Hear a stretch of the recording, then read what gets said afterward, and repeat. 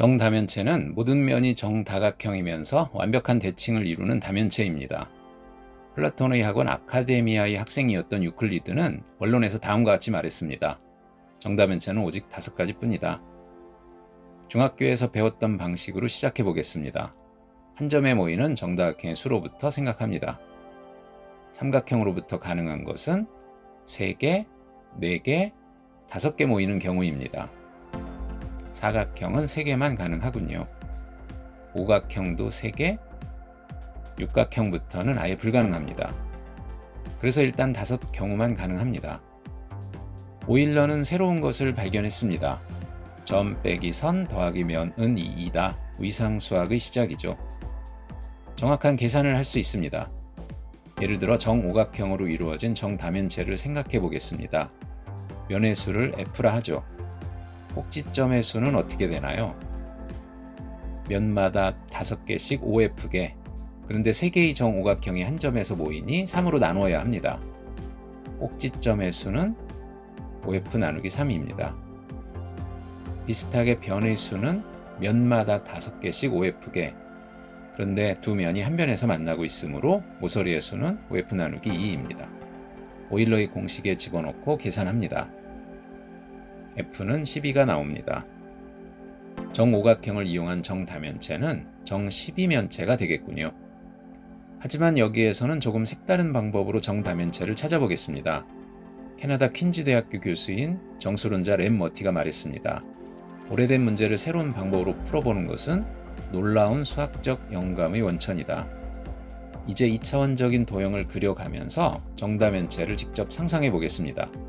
그런데 그 전에 정다각형을 바라보는 한 가지 색다른 관점을 먼저 소개하겠습니다. 내부와 외부를 반대로 생각하는 관점입니다. 수학에서는 반전이라고 하는 것입니다.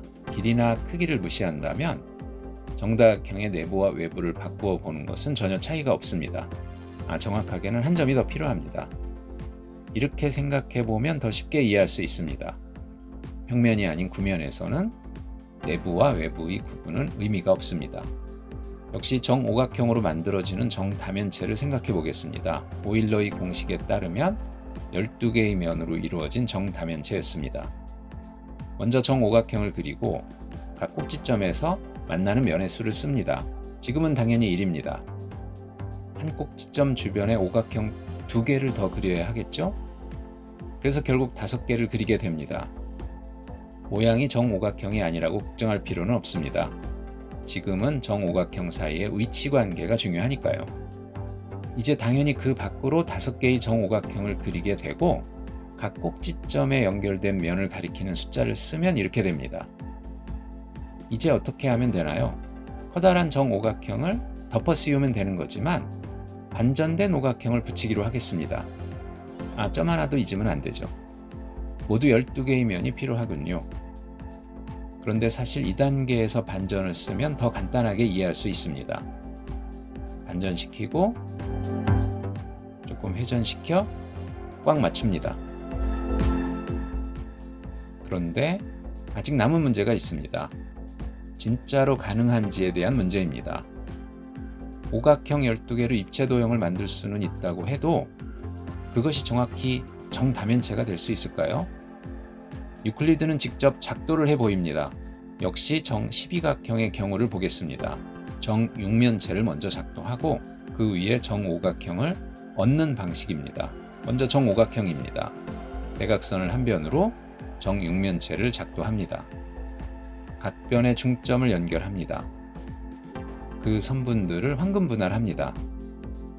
현대적인 기호를 써서 황금비를 편의상 파이 대 1이라고 하겠습니다.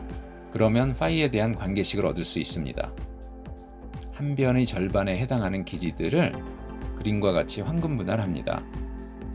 파이에 해당하는 길이만큼 수직으로 선분들을 세웁니다. 이 길이는 2파이입니다. 정확히는 비율상 그렇습니다. 이제 이렇게 지붕을 만듭니다. 과연 이 지붕에서 원래의 정오각형을 재발견할 수 있을까요? 직각삼각형에서 빗변의 길이를 구합니다. 직각삼각형을 또 한 번 이용하여 빗변을 구합니다. 2파이입니다. 길이가 같네요. 정오각형에서 한 변과 대각선은 황금비를 이룹니다.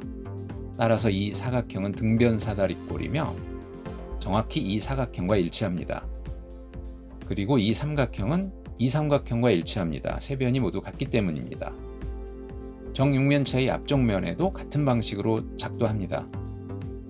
이 오각형을 봅니다. 혹시 이 오각형이 굽어진 오각형일지도 모릅니다. 그래서 이 삼각형과 이 삼각형을 봅니다. 닮음입니다. 그래서 굽어진 오각형이 아니라 정확히 평면 도형이 됩니다. 드디어 정오각형이 그려졌습니다. 정육면체의 한 면에 두 개의 정오각형을 지붕처럼 얹어 놓는 셈이니 6 곱하기 2, 12면체를 완성할 수 있습니다.